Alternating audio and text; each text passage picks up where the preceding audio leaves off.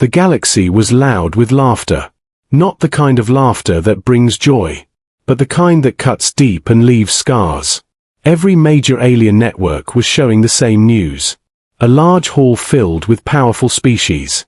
Bright lights, floating screens, and proud leaders. At the center of it all was a small human symbol. Earth's prototype project, the announcer said with a sharp smile. This is humanity's greatest creation. The hall erupted in laughter. Tall beings with metal skin mocked it. Energy-based creatures pulsed with amusement. Even species that rarely spoke were laughing. They are still playing with old ideas, one alien leader said. Humans think heart and hope can replace real power, another added. To the galaxy, Earth was weak. Too slow, too emotional, too kind. Their prototype was called a toy. A failed experiment made by a desperate race. Far away from that hall, on the edge of a busy spaceport, a human veteran watched the same broadcast on a cracked public screen. His name was Aaron Hale. Once a captain in Earth's Defense Forces. Now retired, silent, and tired. He stood still as the laughter echoed from the screen. He did not smile. He did not look angry. He simply turned away. Aaron had seen war. He had seen planets burn and promises break. He knew what the galaxy did not. Humans never showed their true strength when they were being watched. The spaceport around him was alive. Ships arrived and left every second. Merchants shouted, machines hummed. Creatures from 1,000 worlds moved past him. As Aaron walked toward the transit gate, something small caught his attention. Near a broken supply crate, sitting on the cold metal floor, was a child. She was not human. Her skin was pale and thin. Her clothes were old and torn. Her eyes were white and unfocused. She was blind. The alien girl held a small metal cup in her hands. It was empty. Her body was still. As if she had learned long ago not to hope. People walked past her. Some looked away. Some laughed quietly. One alien kicked the cup aside without stopping. Aaron froze. Memories rushed into his mind. A ruined colony. Crying children. And soldiers who followed orders instead of conscience. He clenched his fist. Then slowly relaxed it. The girl tilted her head slightly. As if she sensed him. Her lips moved, but no sound came out. Aaron knelt in front of her, lowering himself to her level. "You're alone," he said softly. The girl nodded. She pointed toward the stars above the port ceiling. Then toward herself. Then made a small motion, like something being taken away. Abandoned. Aaron looked around. Security drones floated nearby, but did nothing. To them, she was invisible. He reached into his pocket and pulled out a ration pack. He placed it gently into her hands. Her fingers trembled as she touched it. She did not open it right away, as if she feared it might disappear. At that moment, laughter burst again from the public screen behind them. The galaxy was still laughing at Earth. Aaron stood up slowly. He looked at the screen, then back at the child. "They laugh at us," he said quietly. "But they forget one thing." The girl tilted her head again, listening. Humans protect what others throw away. As Aaron helped her to her feet, a faint light blinked from a strange bracelet on her wrist, hidden beneath the dirt and scars. Aaron did not see it. But somewhere deep in space, something ancient had just awakened, and the galaxy would soon stop laughing. Aaron Hale walked slowly through the spaceport. The alien girl stayed close to him. Her small hand held the edge of his jacket, as if letting go would make the world disappear again. People stared as they passed. Some were curious. Some were annoyed.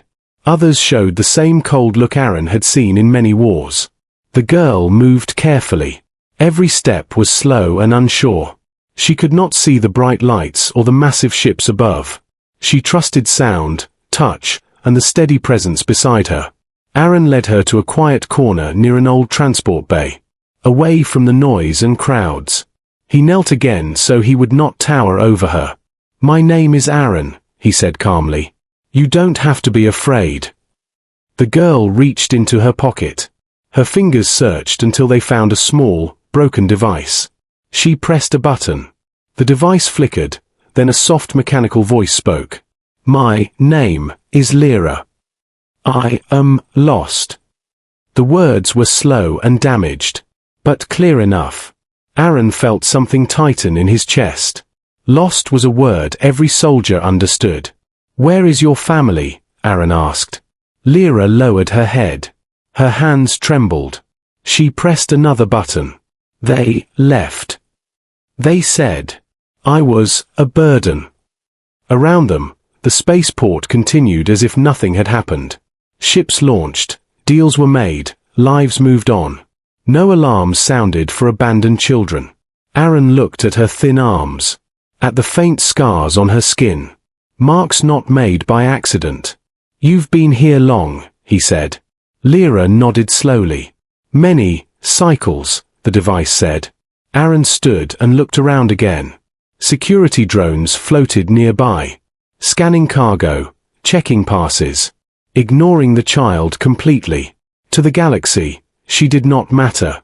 Aaron bought fresh food from a nearby vendor. He returned and placed it gently in her hands.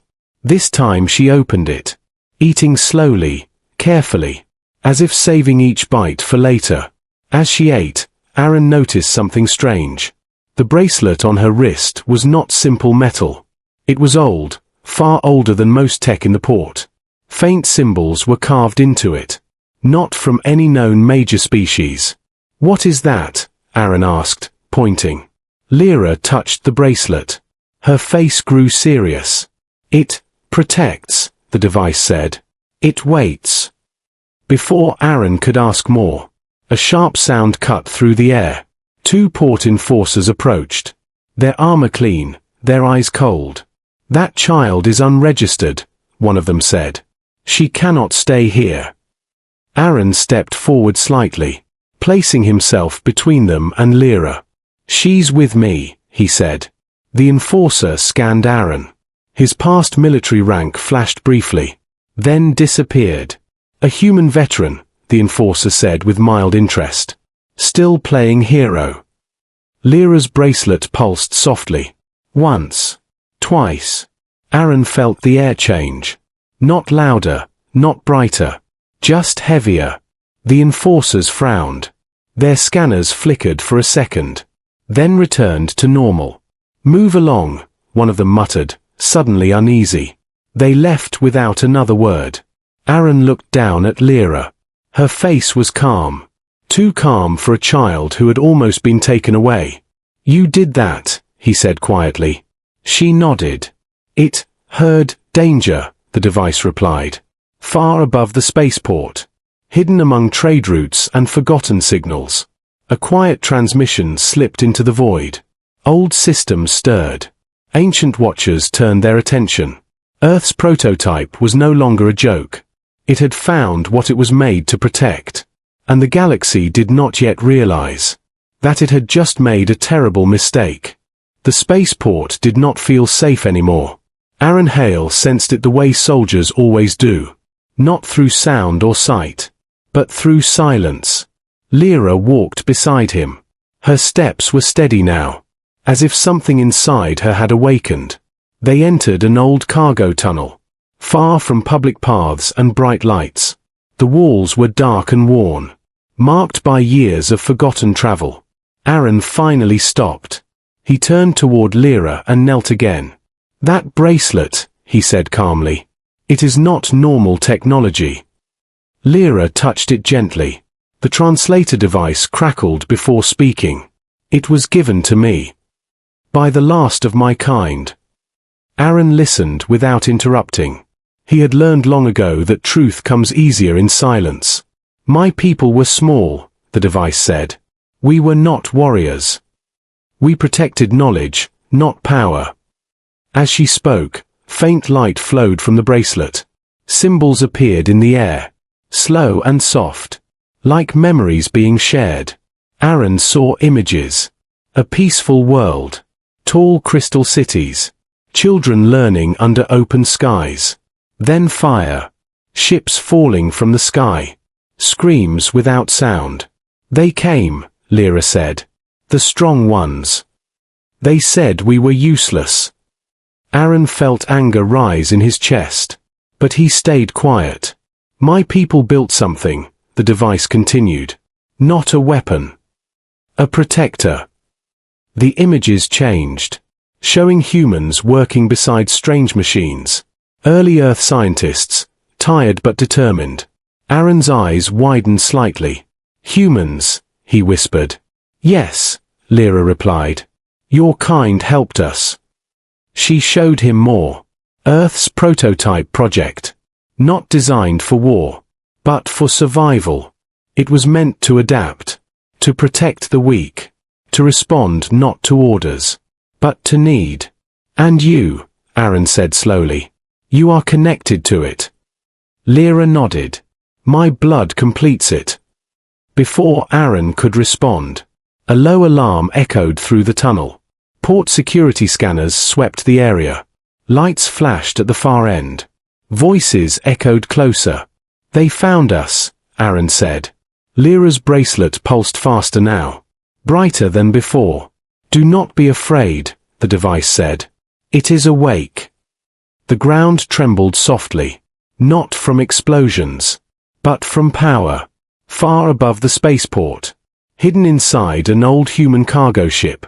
Something responded. Earth's prototype came online. Aaron felt it before he saw it. A presence, calm and steady. Like a shield wrapping around them. The tunnel lights dimmed. Security drones froze mid-air. Their systems silent. Aaron stared in disbelief. This is what they laughed at, he said. Lyra looked up at him. For the first time. She smiled. They laughed because they did not understand. Outside the tunnel, galaxy surveillance systems began to fail. Ships lost signal. Command centers filled with confusion. A message spread across hidden channels. Old and powerful beings took notice. The human prototype was active. Not as a weapon, but as a promise.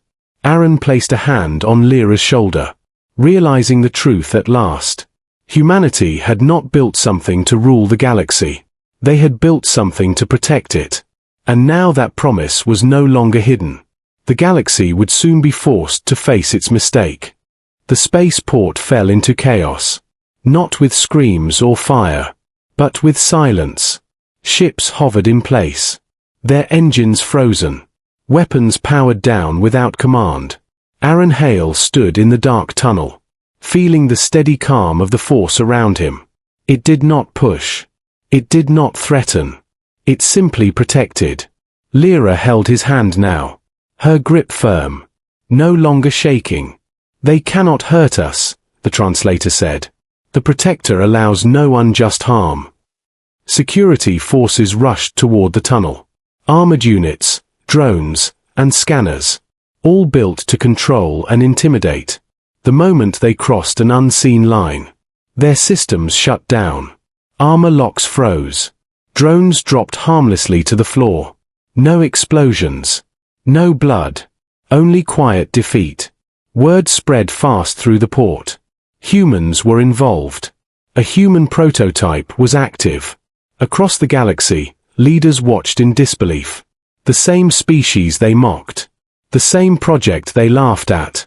Was disabling fleets without firing a single shot. In the tunnel, Lyra lifted her face. Her blind eyes glowing softly.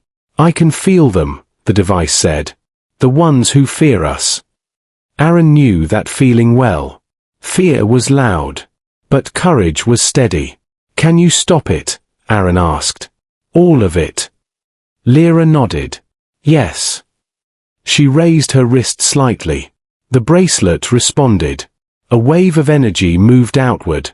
Gentle, but absolute. Throughout the spaceport.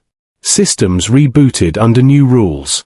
No weapon could target a child. No force could harm the innocent. For the first time in history, power answered to morality. Galaxy media feeds went silent. Then returned. Showing something impossible. Human technology enforcing peace.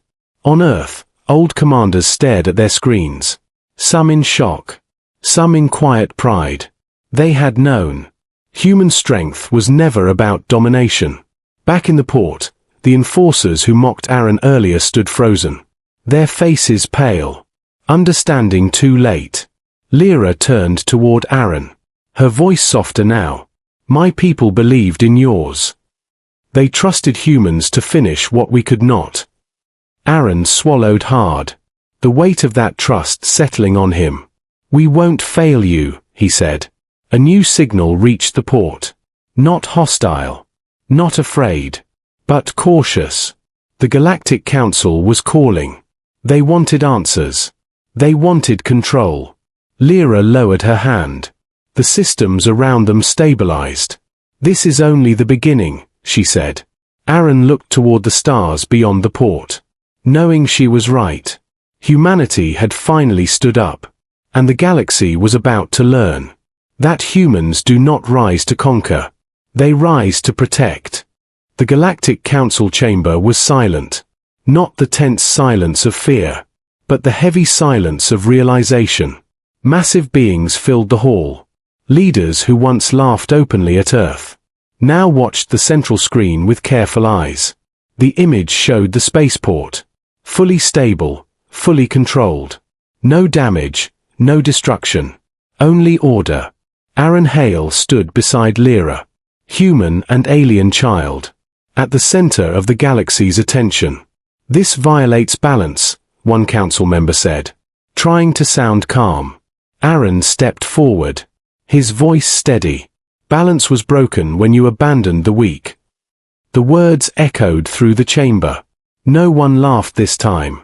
Lyra lifted her head. The translator spoke clearly now. My people are gone. But their hope is not. She touched her bracelet. And the screen changed. The council saw memories. Worlds destroyed for being small. Species erased for being kind. This is what your strength created, the device said. Some leaders turned away. Others could not. The human prototype was not built to rule, Lyra continued. It was built to protect those you ignored. Silence followed. Deep and final. At last, the council spoke again. Their tone changed. What does humanity want? They asked. Aaron looked down at Lyra. Then back at the galaxy. Nothing, he said. Except that no child is ever left alone again. The prototype responded. Not with force. But with agreement. Across the galaxy, new laws activated. Weapons locked around civilian zones. Forced labor systems shut down. Trade empires lost their grip overnight. Humanity did not take power. Power adjusted itself around humanity. On Earth, people watched in quiet awe. Not cheering. Not shouting. Just understanding. Lyra was given a choice. Remain under council care. Or leave with the humans. She turned toward Aaron. Her small hand finding his. Home, the device said. Earth welcomed her. Not as a weapon. Not as a symbol. But as a child. Aaron became her guardian. Not by command. But by promise. The galaxy changed that day. Not because humans were the strongest. But because they were the ones who stood up. And from that moment on, whenever someone laughed at Earth, they were quickly reminded. Humanity does not laugh first. Humanity protects last.